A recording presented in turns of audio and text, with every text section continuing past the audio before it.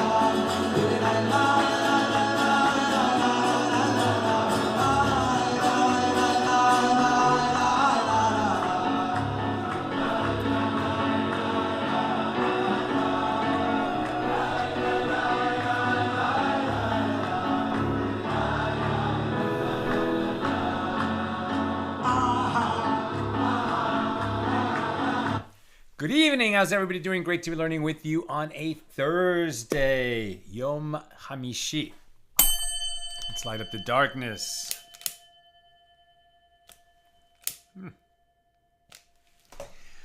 Who's in the house on a Thursday? Yehud in South Carolina, Melissa in Great Neck, Shendor in the Bronx, Renee in Indiana, Lorraine in Texas, Joe in the Inland Empire, Sharon in New Jersey. This over. And Chaim in Florida, Elaine in Silver Spring, Lester in Florida, Moishi in Brooklyn, and Lynn in Canada, and Belle in Texas, and Gail in Kansas City. Welcome, everybody. Doing a double today. And I think still going to be no problem finishing on time with God's help.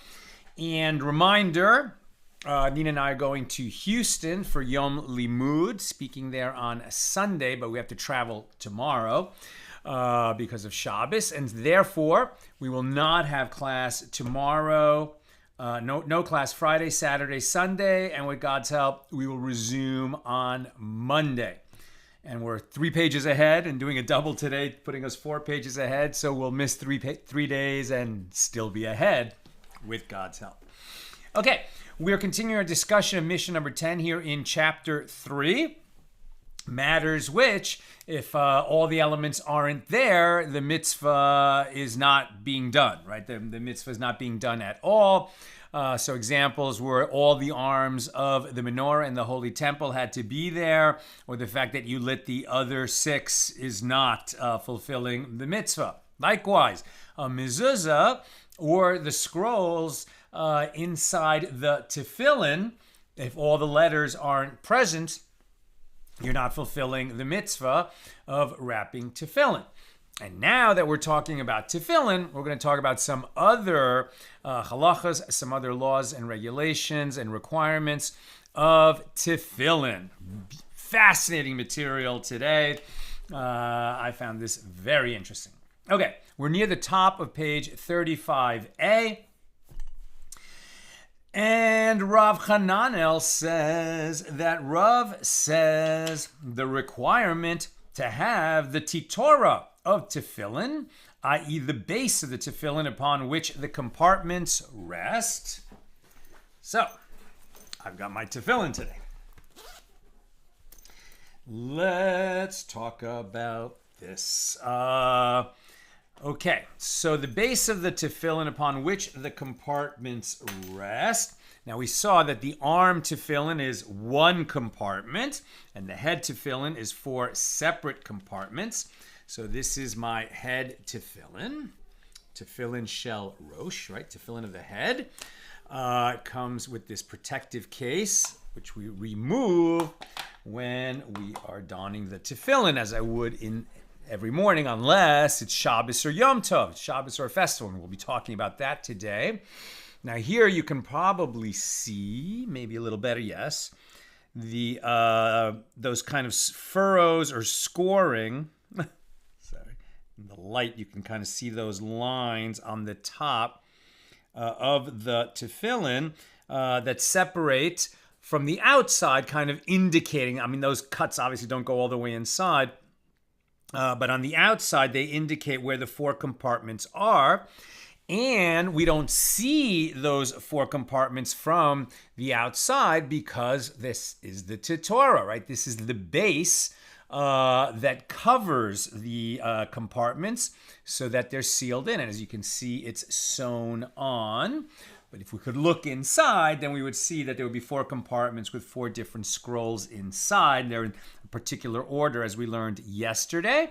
And then there's a shin on the outside. Can you see this? The lighting is just, there we go, I think. Yeah, there's the shin on the outside of the tefillin. And then we have this very odd 4-branched, trying to get the lighting. And then there's the 4-branched shin. This letter, I believe, is only used on the tefillin. Why it's there is not something we're going to be talking about today, although the fact that a shin is on the outside, we will be talking.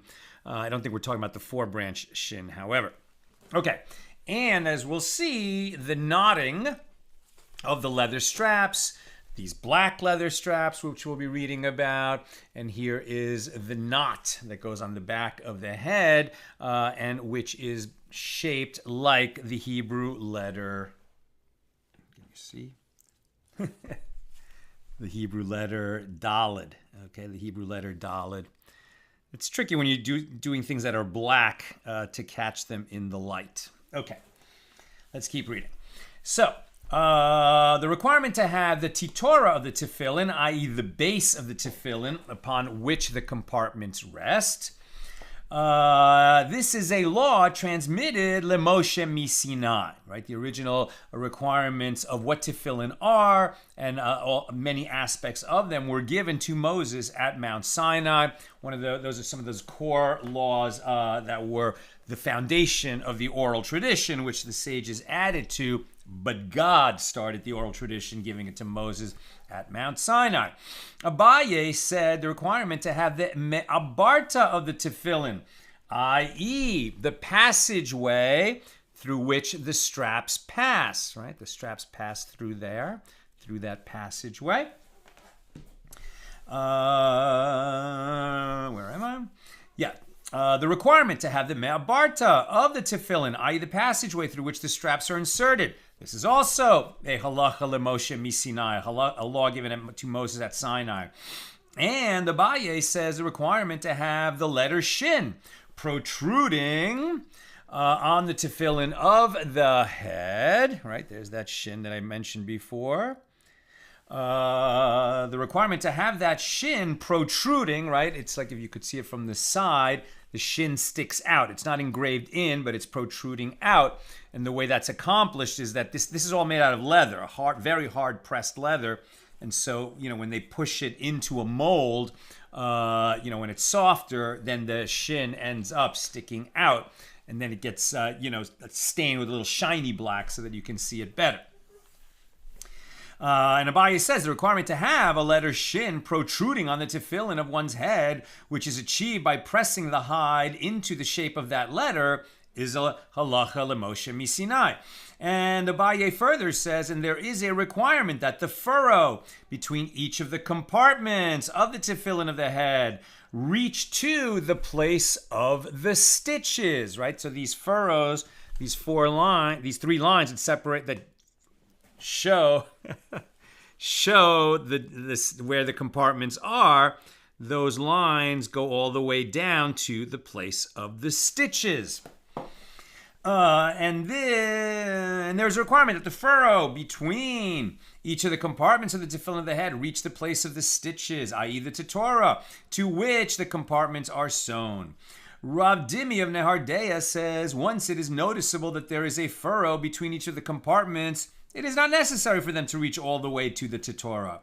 And Abaye says, with regard to this parchment, upon which one writes the passages of the tefillin, right, the passages from the Torah that are inside the tefillin, the scribe who writes them must examine it before writing, as perhaps it has a flaw, i.e. a perforation, and complete writing is required, and that requirement would not be fulfilled if a letter were perforated. Rav Dimi of Nehardea says no prior examination is required. Rather, the quill examines it as one writes, as any perforation in that parchment which the ink covers is disregarded, but if the ink doesn't cover it, if it's a real perforation, then it would render the scrolls unfit, and if they were inserted in the tefillin would be unfit. Rabbi Yitzchak says the requirement that the straps of the tefillin be black, right? They're black, and you can see that the back, the underside of the straps, mine are quite dark because they've aged quite a bit. But that is more like natural color of hide. The outside that shows, that's black, right? That's black. And again, mine are kind of old, so the black is a little bit dull. But if you can start to see the hide through the side that's meant to be black, that would render it unfit. And I've taken them to Rabbi Kraft here. He's a very dear friend of mine. Rabbi Kraft owns the store called the Mitzvah Store, in which it happened that I happened to buy book 1 of the Talmud on day 1 of Daf Yomi. So that happened in Rabbi Kraft's store. But I also go back to him. I go back to him often whenever I need something, a book, a prayer book, a book of Torah. If I can buy it in person, I prefer to buy it in person. There's just order. But he's also one of the most qualified sofers you can find and a real expert in tefillin. I took both of my sons to his store, to Rabbi Kraft himself, to order the tefillin, fit the tefillin, for him to teach a lesson on tefillin to my sons and to me. So one of the things that you have to do from time to time is repaint, basically. It's a kind of black ink that makes sure that the outside is properly blacked, right? And really, the problems often occur at the ends of the straps, especially on the arm tefillin. And then you have to get it re-blacked, And when it's old, like this, I'm probably going to have to go in there again soon because you can start to see a little bit of the brown of the hide peeking through the black ink. Okay. So, where am I? So Rabbi Yitzchak says a requirement that the straps of the tefillin be black is a halacha l'Moshe miSinai. And the Gemara raised an objection from a baraisa. One may tie tefillin only with straps of their same type, i.e. the straps must be made from hide, right, from leather, from cowhide, like the boxes. According to this baraisa, the straps have to be made from the same material as the boxes, but it does not matter whether they are green or black or white. Nevertheless, one should not make red straps because this is deprecatory, like it looks bad, as it looks like he has wounds on his head, and also due to something else, i.e. lest people suspect him of engaging in intercourse with a nida and getting blood on the straps. That's pretty extreme. But the fact is, the straps may not be red. They have to be black. The underside, that is just natural color of hide, that can be other colors, but not red for this reason. Now, the Gemara cites the continuation of that baraisa. Rabbi Yehuda said there was an incident involving Rabbi Akiva's student who would tie his tefillin with strips of techelis. Right, techelis is the sky blue wool that we have in our tzitzis, our fringes that are on the corners of our garments. We don't use that for tefillin, which is made out of leather, so this is a very odd incident. And especially for a student of Rabbi Akiva, to be tying on the boxes of his tefillin, not with leather straps, but rather with the sky blue wool of techelis. And says the Gemara, Rabbi Akiva did not say anything to him. Is it possible that that righteous man, Rabbi Akiva, saw his student doing something improper and he did not object to his conduct? And another sage said to Rabbi Yehuda, yes, it is possible that the student acted improperly, as Rabbi Akiva did not see him. And if he had seen him, he would not have allowed him to do so. Okay, he was a student of Rabbi Akiva. Maybe he sat in the back row. Rabbi Akiva had thousands of students, and maybe Rabbi Akiva never saw this. The Baraisa continues, there was an incident involving Hyrcanus, the son of Rabbi Eliezer ben Hyrcanus, who would tie his tefillin with strips of purple wool, and his father did not say anything to him. Is it possible, asked the Gemara, that that righteous man saw his son doing something improper? The great Rabbi Eliezer, that's Rabbi Eliezer from the story of the oven of Achnai, and let the walls prove that the halacha is according to me. And the walls started to cave in, and Rabban Gamliel said, we don't listen to miracles. This is a matter of halacha, and God gave it to us, the sages of the generation, to decide what the law is when questions come up like this. And the walls stopped caving in out of respect to Rabban Gamliel, but they stayed where they were in memory of this dispute, etc. That's Rabbi Eliezer. So is it possible that that righteous man saw his son doing something improper and he did not object to his conduct? And the sages said to him, yes, it is possible that his son acted improperly, as Rabbi Eliezer did not see him, and if he had seen him, he would not have allowed him to do so. And this concludes the Baraisa. So the Gemara explains the objection that this Baraisa was brought to present.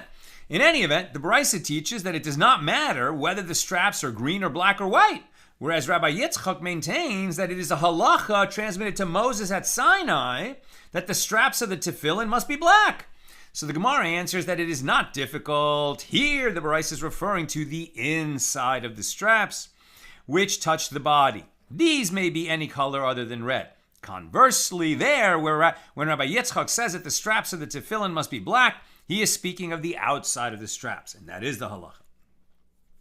Now the Gemara raises a difficulty. If the Baraisa is discussing the inside of the straps, what deprecatory matter or problem of something else is there with straps that are red on the inside? After all, this side is not seen. And the Gemara answers, well, sometimes his straps become reversed, and therefore these concerns are applicable. It is taught in a Baraisa the requirement that the tefillin be square. That you can see, right? You can see that they're square. Is a halacha leMoshe miSinai. So Rav Papa says about this law, square means along their seams and their diagonals, i.e. they must be perfectly square where the compartments are sewn into the titora. And the Gemara suggests, let us say that a Mishna supports this opinion in Megillah 24b. One who fashions his tefillin in a... Wow, that's wild. Because of I rush from this class to learn with Rabbi Menachot, and we're learning Megillah. We're doing about 3 to 4 pages a week so that we finish at Purim, and we'll make a siyum at the festive meal on Purim. And I think we're on page Megillah Daf 23 today and 24 tomorrow that this is being referred to. So it's just fascinating when the studies intersect like that. Beautiful. So he says, let us say that this Mishnah supports this opinion in Megillah 24b, that one who fashions his tefillin in a round shape exposes himself to danger, and it does not enable him to fulfill the mitzvah of tefillin. And Rav Papa said, this is no support, as one can say that the Mishnah is referring to tefillin that are fashioned like a nut, i.e. their underside is rounded, and therefore there is a danger that if he strikes his head on the wall, the underside will press into his head and injure him. By contrast, if the underside is flat, one might have thought that it is fit despite the fact that it is not square. Therefore, the Baraisa teaches us that tefillin must be square. Now, the practice is well known to all observant Jews, that Jewish men are obligated to put on tefillin every weekday, not on Shabbos, not on festivals. And then there's, it's not really a machlokas, there's different minhagim, different customs when it comes to Chol HaMoed, the intermediate days of the festival. Sephardic Jews and Hasidic Jews don't put on tefillin during the intermediate days of the week-long festivals of Passover and Sukkot. And Ashkenazic Jews do. But the point is, we only put it on in the morning for morning prayers, and then we take it off. In ancient times, they would wear their tefillin during daylight, all day long during daylight. And there are actually some people today, I think they're only in Israel and possibly only in Jerusalem, I'm not sure about that. But there are some people who are adopting the practice of wearing their tefillin all day long. I met such a person when I was there in 2024. He had kind of small tefillin, and he was wearing it all day long. But that is not the current practice, even though it was in ancient times. Okay, so if you're wearing it all day long, just for demonstration purposes, when the straps are on over the back of my head, right? I'm not going to put them on right now because I'd have to put on say a bracha. It's already nighttime here. It would not be appropriate. But just to sort of see the alignment, right? If it's on your forehead like this, it's at the hairline is where the head tefillin goes. If it's right here and you're walking around all the time and you have large tefillin, and you get very used to ducking your head so when you walk under something, like just enough for clearance. But now, you might not realize that there's something larger on your head, and it's hard, so, you could bang into something and hurt yourself. That's what they're talking about here. Okay. Where am I? Okay, next topic, weiter. Rav Huna says, with regard to tefillin of the head, as long as the surface of the outer hide is intact, i.e. it is not torn, they are fit, even if the hide between the compartments has torn. Rav Chisda says, if two of the walls between the compartments, those are those inner compartments, right? There's 4 compartments inside where those scrolls are. So if you can't see, like I said, because of the base, but if you could see inside, if the walls between those compartments somehow became perforated, that's what they're talking about. Would the tefillin still be fit or not? Right. So Rav Chisda says if 2 of the walls between the compartments tore, such tefillin are still fit. But if 3 of these inner walls tore, they are unfit. And by the way, every time it comes up here in the Koran, when they refer to tefillin, they're using the English word, which is, I guess, a Greek word, phylactery. But I just feel like phylactery, who knows that word? That word is even less familiar than tefillin. So we'll just use the Hebrew word tefillin. Okay, Rava said, concerning that which you said, that if 2 of the walls between the compartments tore, they are fit. We said this only if the inner walls that tore are not aligned with each other, i.e. they are not adjacent to each other. But if the torn walls are aligned with each other, right, meaning 2 compartments adjacent to each other have torn walls, then that would render the tefillin unfit. And furthermore, even in a case where the torn walls are aligned with each other, we said they are unfit only with regard to new tefillin, as the hide is certainly defective. But with regard to old tefillin, we have no problem with it, as they tore due to aging. I don't think this is still the halacha. I'm not sure. I'd have to ask Rabbi Kraft. But, you have to have your tefillin checked. Again, like mezuzahs, twice in 7 years is ideal. An expert will look at it. If there's only normal sort of, this tefillin is almost 20 years old. And looks quite sharp. It's high quality tefillin I got from a friend of mine who bought it in Israel. And so I show this to Rabbi Kraft regularly, and he's like, yeah, it's good. We don't need to open up inside because you could tell, that they're in good shape. There's no warping. The corners are good. And so it does not require opening to check because he knows what he's going to see inside based on what he sees outside. Okay, Abaye said to Rav Yosef, what are the circumstances of, let me just interject one little thing. I had a wonderful meeting, did I mention this yesterday, with Rabbi Meni Steinsaltz. His father was Rav Steinsaltz, whose commentary we're reading. So Rav Steinsaltz died a few years ago. Rav Meni, his son, is now running all the matters of the Steinsaltz Center in Jerusalem. Rabbi Meni is an amazing guy, amazing, amazing, amazing. I'm always encouraging you to donate to Accidental Talmudists because we really need it to keep the lights on. But if you're looking for other Jewish learning organizations to support Steinsaltz, the Steinsaltz Center in Jerusalem is amazing. They put out so many different books, the different works of Rav Steinsaltz. They do wonderful work. What I was going to say is that something that Rabbi Meni told me about his father was, I mean, you know, he's probably the most knowledgeable scholar of the Gemara of the last 1,000 years. And I mean, he wrote a commentary on the entire Talmud, right? So we're reading his commentary. Every page has elucidation and commentary from Rav Steinsaltz. So not just reading it, the whole Shas, not just teaching it, but commenting on every passage in the Gemara. It's an incredible, incredible thing. And so he went through it so many times. And Rabbi Meni says that Rav Steinsaltz, to him, Chazal, the sages, right, the sages of the Talmud, our sages of blessed memory, our sages of the Gemara and of the Mishnah, were just living beings to him, right? He understood Abaye and Rav Yosef and Rava and Rabbi Yochanan and Reish Lakish and so many of the sages. Like he just knew everything that they were saying within the Talmud, and so much so that he understood them as people with a perspective. He got their personalities.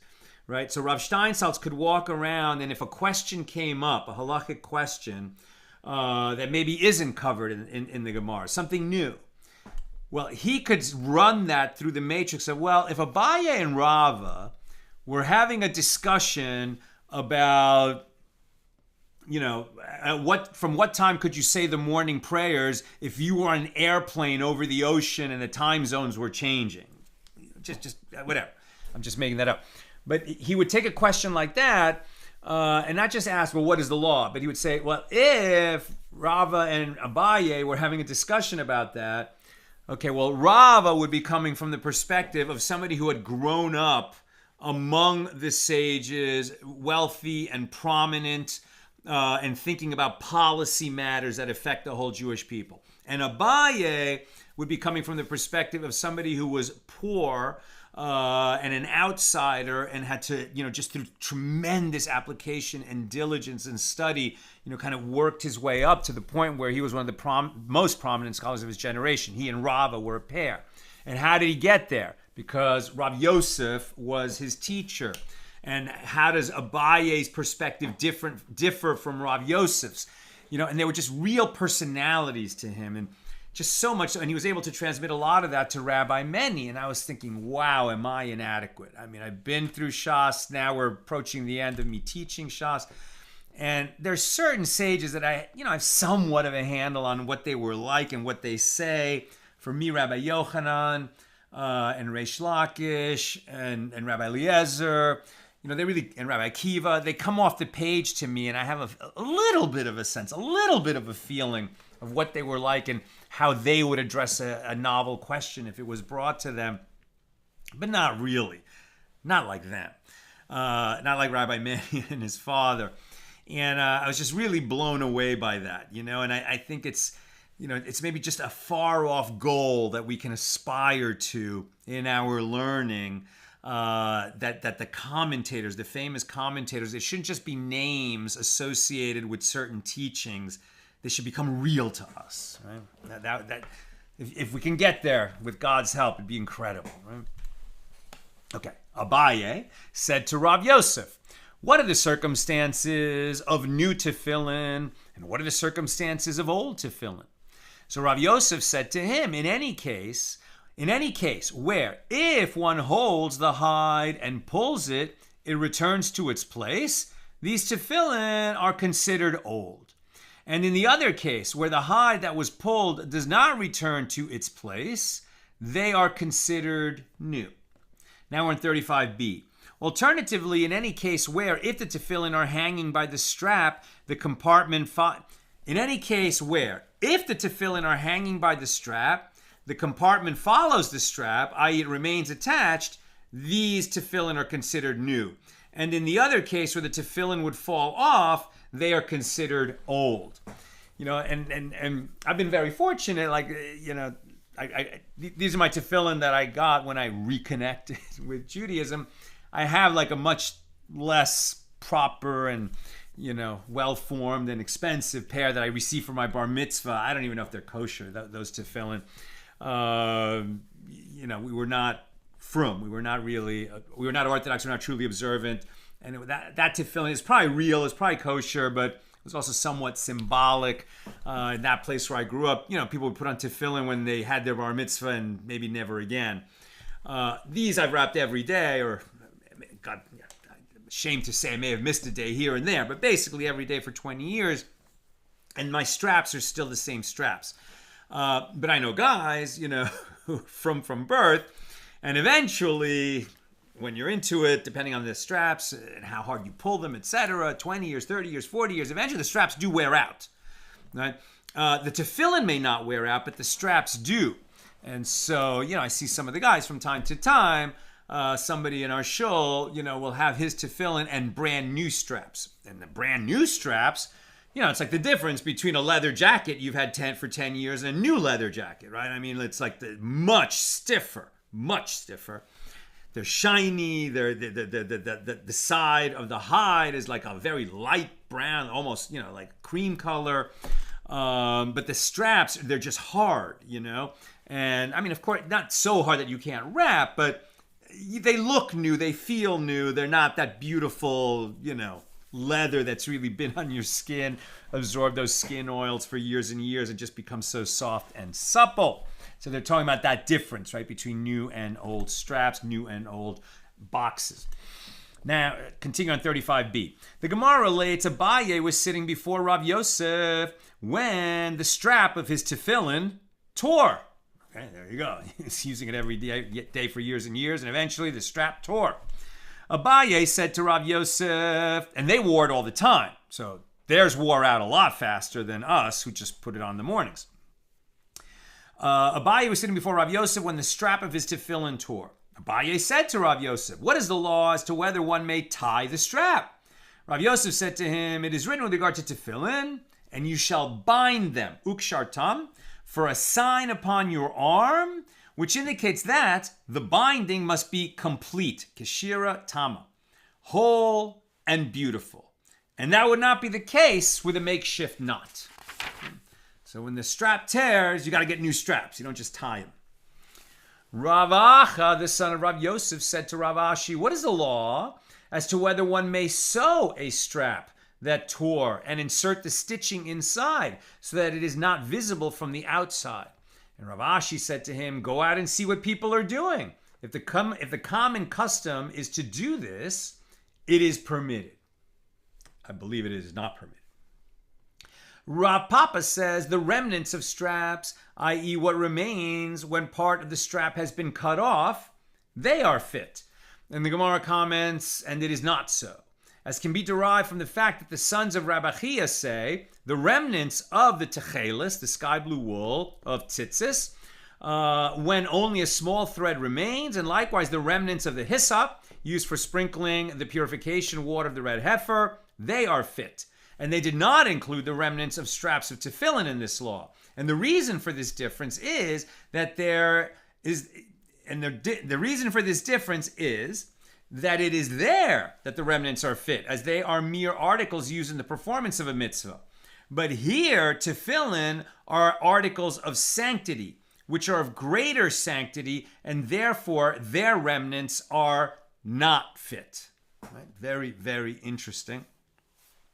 Like the techelis is part of the tzitzis, the hyssop is used in order to apply the purification water, but the tefillin are the mitzvah, right? They are the mitzvah. Wrapping the strap around, binding the tefillin to your arm and around your head, that is the mitzvah. And the Gemara states, from this line of inquiry, one can conclude by inference that the straps of tefillin have a minimum requisite measure. And how much is their measure? So Rami Bar Chama says that Reish Lakish says, it is until the index finger. In explanation of this size, Rav Kahana would demonstrate a bowed measure, i.e. from the tip of the middle finger until the tip of the index finger with the fingers spread. And Rav Ashi would demonstrate a straight measure from the tip of the thumb until the tip of the index finger with the fingers spread. And the Gemara relates, Rabbah would tie the straps and release them and let them fall behind him. Rav Acha bar Yaakov would tie them and plait them together like a braid. Mar, the son of Rabbana, would act like we do, i.e. he would let the straps fall and hang over the front of his body. So we're talking about when you put the head tefillin on, right, this knot shaped like a letter Dalet ends up on the back of your head, and then these straps fall down in front of your body. That's where the tefillin straps are when the tefillin is on your head. Rav Yehuda, the son of Rav Shmuel bar Shelat, says in the name of Rav, the form of the knot of the tefillin, i.e. that there must be the form of the letter Dalet in the knot of the tefillin of the head, and the letter Yud in the knot of the tefillin of the arm. This is a halacha lemoshe misinai, right? So this is the arm tefillin. You see, it's one strap. Right? This has this protector on it.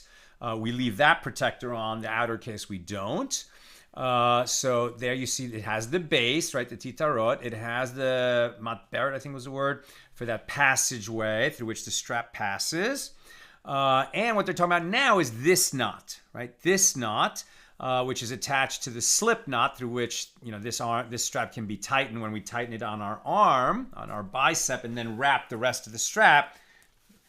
Depending on how you do it, Ashkenaz, Sephardic, or Chabad. I actually tie Chabad. So I make the shin, the letter shin up here. Then, so it's 3 wraps up here, 3 loops up here, then 7 around the forearm like everyone else. And then a certain kind of wrapping on the hand that's a little bit different than Ashkenaz and Sephardic. But what we all have is this knot here, and that's meant to suggest the letter Yud, right? The smallest letter, which is also associated with God's holy name. Where am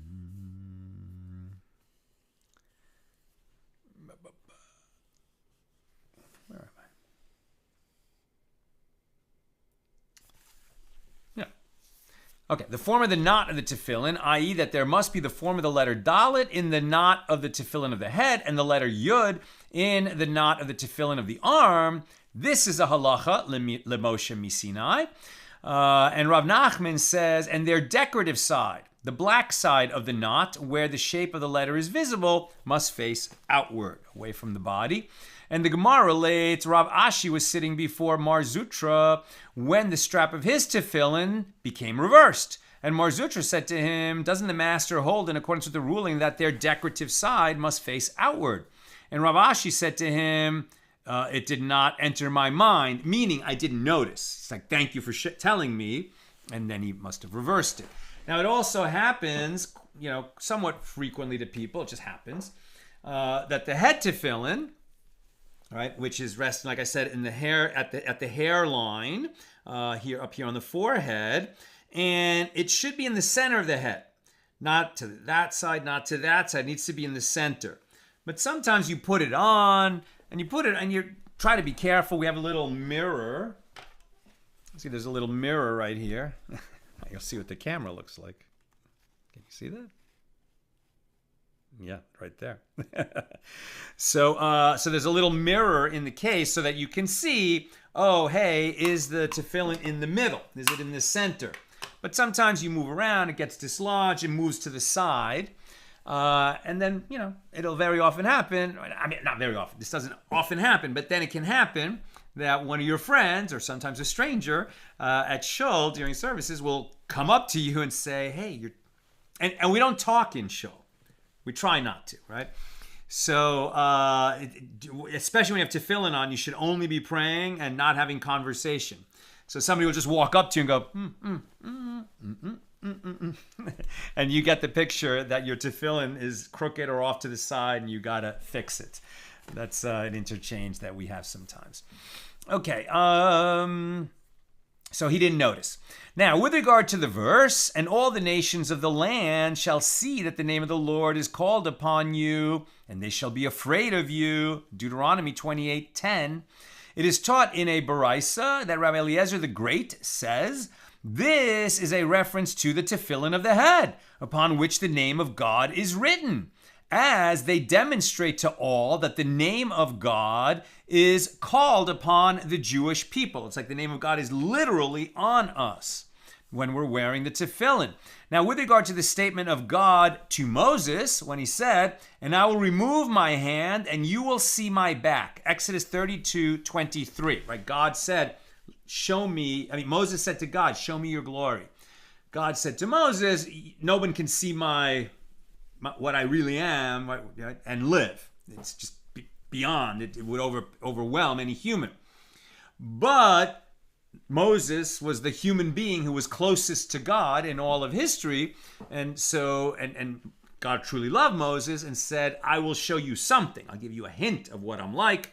I will protect you. So he put Moses in a cleft in the rock, sort of covered him. This is anthropomorphization, of course, but covered him to protect him. And then God sort of passed by, and Moses, who knows what Moses experienced, something incredibly powerful. And then when the glory of God had sort of passed by, God removed the protection, and Moses sort of saw something of the, from behind God, after God had passed by, but there was still some kind of powerful manifestation, and that's what Moses was able to see of God.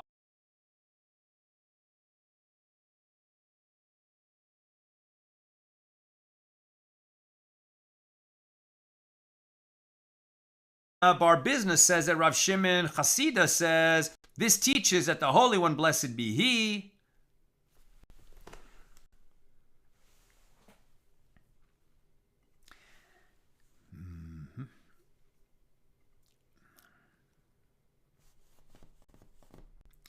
Okay, we had an internet slowdown.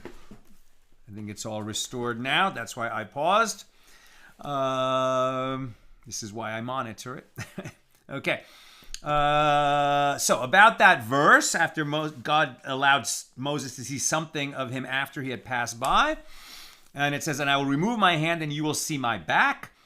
So Rav Chana Bar Business says that Rav Shimon Chasida says, this teaches that the Holy One, blessed be He, showed Moses the knot of the tefillin on God's head. Whatever that means, right? Whatever that means. It's like what the tefillin represents on us, kind of having God's presence on us, God's name on us. There's some kind of an analog to God, Like I said, we're in God. It's not that God is some old man in the sky. The whole universe is within God.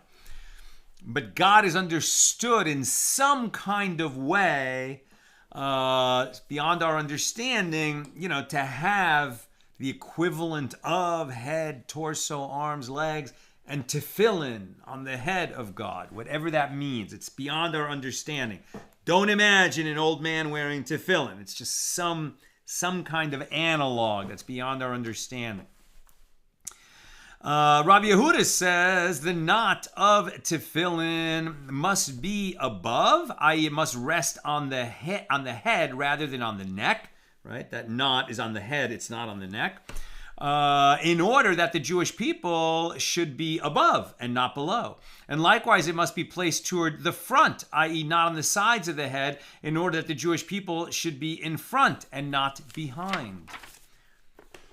Rav Shmuel Bar Bideri says that Rav says, and some say that Rabbi Acha Aricha, i.e. Rabbi Acha the Tall, says, that Rav Huna says, and some say Rav Menachot says that Shmuel says, with regard to tefillin, from when does one recite a bracha, a blessing, over them? From the time when one dons them on the arm and onward, right? So we're doing the mitzvah of wrapping tefillin, right? It's a Torah commandment that we put these words on our hand and between our eyes. That's tefillin. So when we do a mitzvah, we always say a bracha before doing the mitzvah. So what does he mean from when you put it on the arm and onward? Shouldn't you say the bracha before you put on the tefillin? No, and we'll explain why. Rabbi Menachot says that Shmuel says, with regard to the tefillin, from when does one recite a blessing over them? From the time when one dons them on the arm and onward. And the Gemara says, is that so? But doesn't Rabbi Yehuda say that Shmuel says, with regard to all the mitzvahs, one recites a blessing over them prior to their performance? How then can one recite a blessing over tefillin after donning them? So Abaye and Rava both say, one recites the blessing from the time of donning the tefillin until the binding of them. Meaning, you put the arm tefillin on. I would roll up my shirt. Time's a little short. I'm not going to do all this. But you roll up your shirt. You put the arm tefillin. The box faces inwards toward your body, sort of like the spurs. The idea that the soul is taking charge of the body. The soul is the rider. The body's the horse, so to speak. And this is like a spur. So the box faces the body. The straps go around the outside. So you put the box on your arm, and then you say the bracha, then you say the blessing, and then you wrap the straps, right? So putting the box on the arm is getting ready to do the mitzvah. Then you say the blessing, and then when you wrap the straps around your arm, you are doing the mitzvah of binding these words on your arm. Binding is the mitzvah. Now on 36a, Rav Chisda says, if one spoke between donning the tefillin of the arm and the tefillin of the head, he must recite the blessing again when donning the tefillin of the head. And the Gemara notes, one can infer that if he spoke, yes, he must recite the blessing when donning the tefillin of the head. But if he did not speak, he does not recite a blessing. And the Gemara challenges this, but Rav Chia, the son of Rav Huna, sent a ruling in the name of Rabbi Yochanan on the tefillin of the arm. One says the bracha, right? Baruch atah Hashem Elokeinu melech haolam, that the introductory part of every bracha. And then Asher kitshanu b'mitzvotav v'tzivanu, right? Who has sanctified us with his commandments and commanded us. That's the formula that's added to all the blessings that are said over a mitzvah. And then we get to the part that's specific for tefillin, and that is lechaniach tefillin, right? Who has sanctified us with his commandments and commanded us to wrap the tefillin or don the tefillin, right? So you put the box on the arm, then you say that blessing, and then you wrap all the straps. Now, I'm going to just read where the law ends up on this. It'll just be quicker if I just read it to you. On saying the blessing, there are two different customs in the Jewish world. In the observant, the religious, the Orthodox Jewish world, there are two different customs. When donning tefillin of the arm, one recites the blessing, "Blessed are you, Lord, our God, King of the universe, who has sanctified us with his commandments and commanded us to don tefillin." One does not recite a blessing when donning tefillin of the head. The Rima writes, there is an opinion that when donning tefillin of the head, one recites the blessing that concludes with concerning the mitzvah of tefillin, according to Rabbeinu Tam and the Rosh. So that's the second blessing where you say, "Blessed are you, Lord our God, ruler of the universe, who has sanctified us with his commandments and commanded us concerning the mitzvah of tefillin." Right? So one view is you don't say that second blessing, and the other view is that you do. So this, saying a second blessing before the head tefillin, this is the accepted custom in the lands of Ashkenaz. So basically, all the northern European Jews, most Jews are Ashkenazi Jews, but not Hasidic Jews. Hasidic Jews only say the first blessing. They say that second blessing if something happened, and after they put the arm tefillin on, and before they got the head tefillin on, somebody interrupted them, somebody made them speak. It's very much prohibited to speak while you have tefillin on at all, but especially between putting the arm tefillin on and then the head tefillin, you must not speak, not say anything other than focusing on what you're doing. But if for some reason you spoke, then Sephardic Jews and Hasidic Jews would say that second bracha. But Ashkenazi Jews will put on the first bracha for the arm tefillin and then say the second bracha for the head tefillin. Since there is a concern here of possibly reciting an unnecessary blessing for Ashkenazi Jews who do say that second blessing, but they're aware of this opinion in the Gemara that you don't say that second blessing, one should recite the following. One should recite after the second blessing and after tightening the tefillin and say Baruch Shem Kavod Malchuso Leolam Va'ed, which is kind of like a catch-all formula when you might have recited a blessing in vain. That's the quiet part that we say after we say the Shema, the opening line of the Shema. Okay, let me keep going. So Abaye and Rava both say, to resolve this apparent contradiction, that Rabbi Yochanan meant that if one did not, I'm sorry, I didn't read that in the paragraph. So you say that the first blessing on the arm, right, and on the tefillin of the head, one says the blessing, "Blessed are you, Lord God, King of the universe, who has sanctified us through his mitzvahs and commanded us concerning the mitzvah of tefillin." Abaye and Rava both say, to resolve this apparent contradiction, that one said you only say the first blessing, the other said you have that second blessing for the head, Rabbi Yochanan meant that if one did not speak, he recites one blessing. If he did speak after the first blessing and the arm tefillin, then he recites two blessings when donning the tefillin of the head as well as when donning the arm.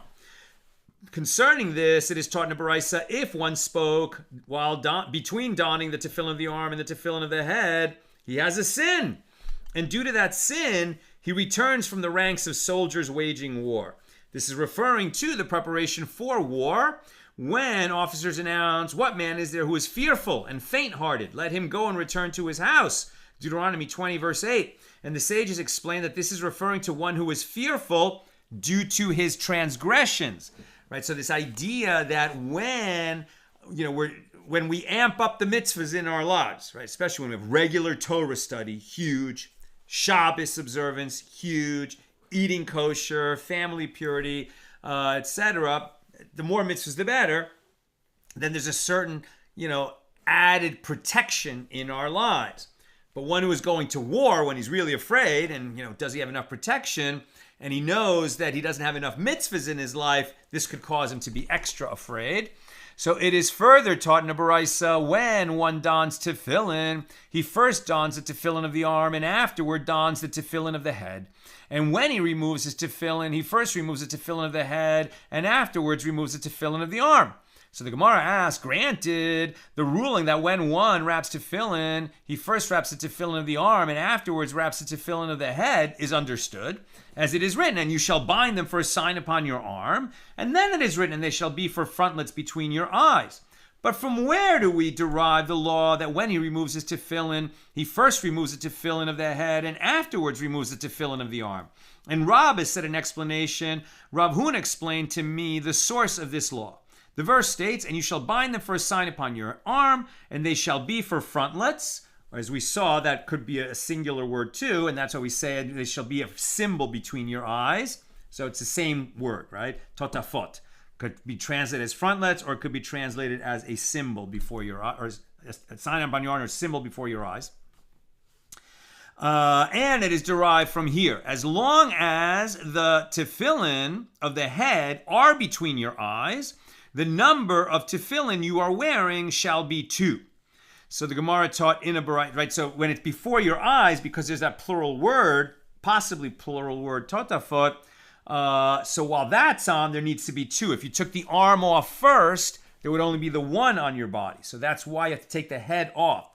When we put it on, arm first, head first. When we take it off, head goes off first, then the arm. Last in, first out, right?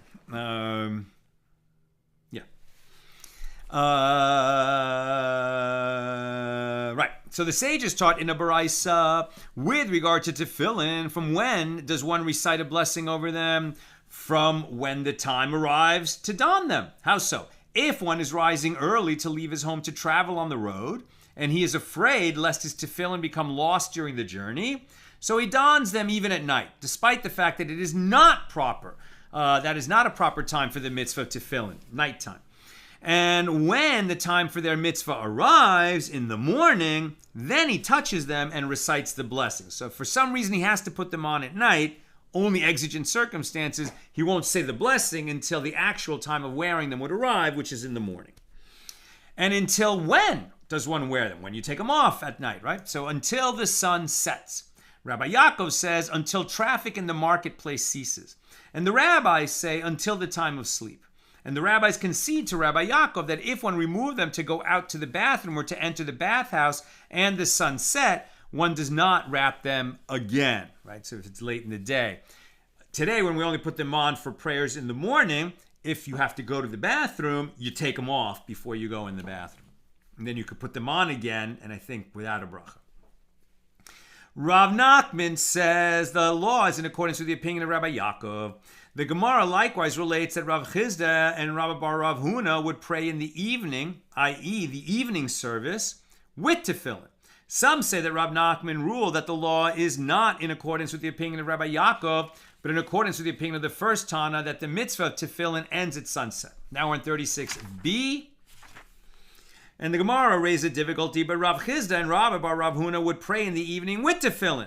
And the Gemara explains that opinion represented in this incident disagrees with the ruling of Rav Nachman.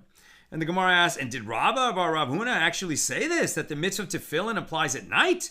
But doesn't Rabbi Bar Rav Huna say, if it is uncertain whether it is nightfall or whether it is not nightfall, one neither removes his tefillin, as it is not yet definitely night, nor dons them ab initio. This indicates that if it is definitely nightfall, one removes his tefillin. And the Gemara answers, Rabbi Bar Rav Huna's ruling there was stated with regard to Erev Shabbos, Friday afternoon, as one may not wrap tefillin on Shabbos when the mitzvah does not apply. Now the Gemara questions this. What does Rabbi Bar Rav Huna hold? If he holds that night is a time when one performs the mitzvah of wrapping tefillin, then Shabbos is also a time when one performs the mitzvah of wrapping tefillin. If he holds that Shabbos is not a time when one performs the mitzvah of wearing tefillin, then night is also not a time when one wears tefillin.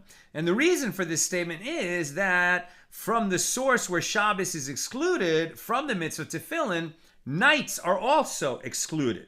How do we know this? As it is taught in Baraisa with regard to the end of the passage of the Torah that discusses both the mitzvahs of the Pesach, right, the Paschal offering, goat or lamb, and which we don't do since the temple was destroyed 2,000 years ago, but when it stood, right, when we celebrated Passover, there would be the lamb or the young goat offering, and that same passage in the Torah also talks about tefillin. Exodus 13:10, and you shall observe this ordinance in its season from year to year. And this indicates that these mitzvahs apply during the years. During the days. Because when we say from year to year, we say miyamim. And yamim refers to days, right?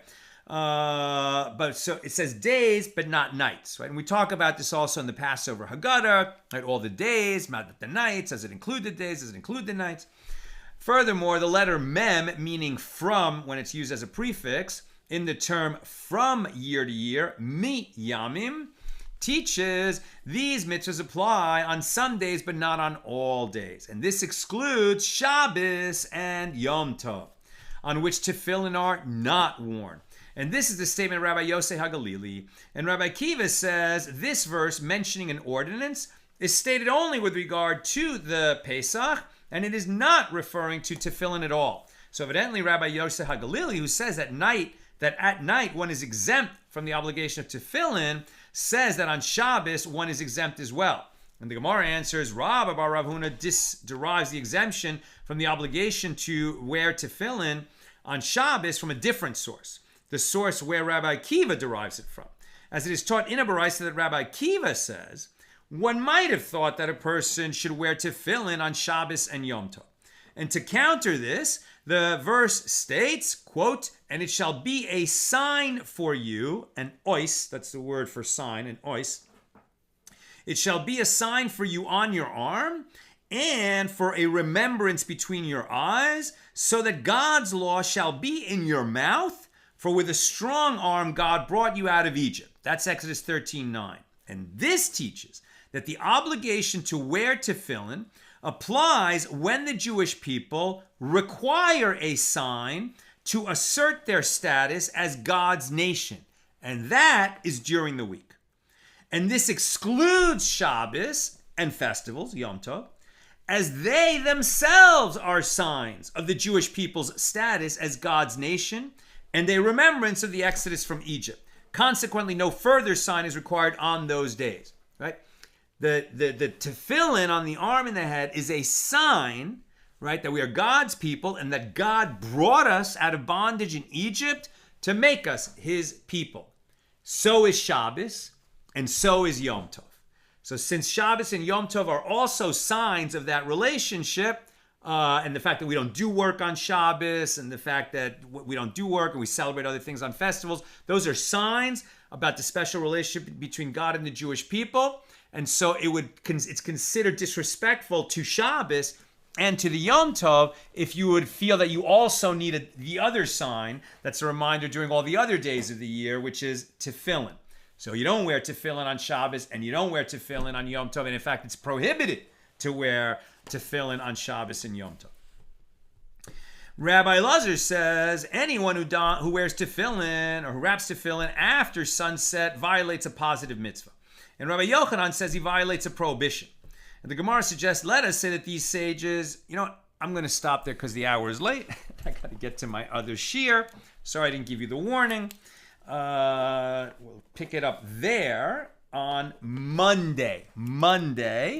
No class tomorrow, Friday, nor Saturday, nor Sunday, as Nina and I will be traveling to Houston for Yom Limud, where we're speaking on Sunday. Yom Limud in Houston. If you're there in Houston, would love to see you.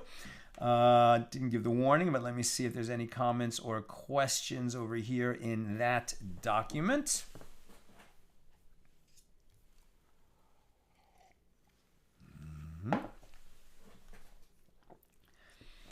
Sharon, the rabbi where I teach showed my students the special marker that he uses to keep the straps black. Yes, Rabbi Kraft has such a marker.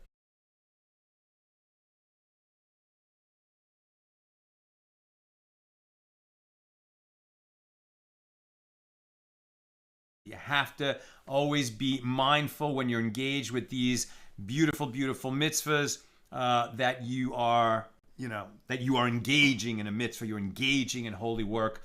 And if a sofer is touching them up, he's engaged in very, very holy work daily basis.